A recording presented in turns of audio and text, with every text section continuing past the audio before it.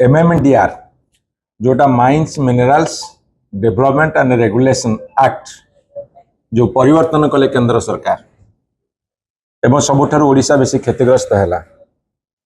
ए परिप्रेक्षी रे मान्यवर नवीन पट्टनायक तथ्य संबलित उक्ति विवृत्ति एवं आह्वान को मान्यवर MP धर्मेंद्र प्रधान किछिटा विरोध प्रकाश कर स्पष्ट नुहे। मान्यवर धर्मेंद्र प्रधान कहले जे ओडिशा लोक भ्रमित करा जाउछि। जो भ्रमित करवा कथा से कहउछंती जे राज्यर सांविधानिक अधिकार एवं आर्थिक दृढ़ता जेतेबेले आज क्षतिग्रस्त होउछि सेतेबेले ओडिशा रो बुद्धिजीवी सांबादिक एवं प्राय समस्त राजनीतिक दल एक्सेप्ट बीजेपी को छाड़ी तार प्रतिवाद करुछंती, तीव्र प्रतिक्रिया मध्य प्रकाश करुछंती एवं नेशनल लेवल रे तार प्रतिवाद जोर चली। बिजु जनता दल MP तीव्र भाव विरोध कले ओडिशार स्वार्थ को नहीं। लोकसभा 12 जन, लोकसभा 20 जन भारतीय जनता पार्टी MP अछंती एवं राज्यसभा 5 जन अछंती।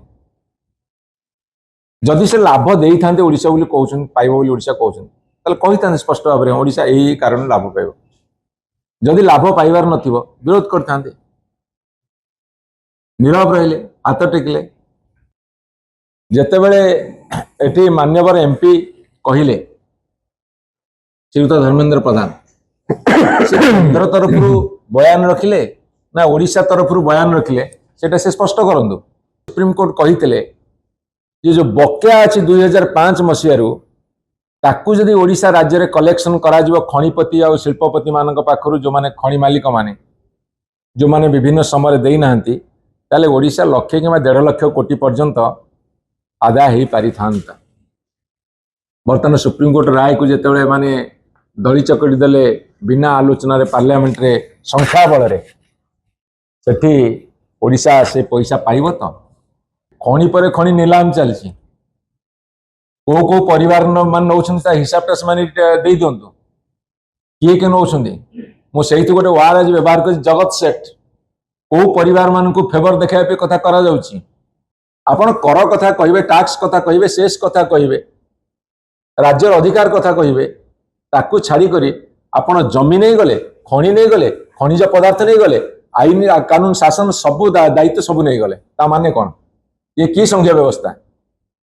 ए प्रश्न उत्तर रख। एटा आरंभ।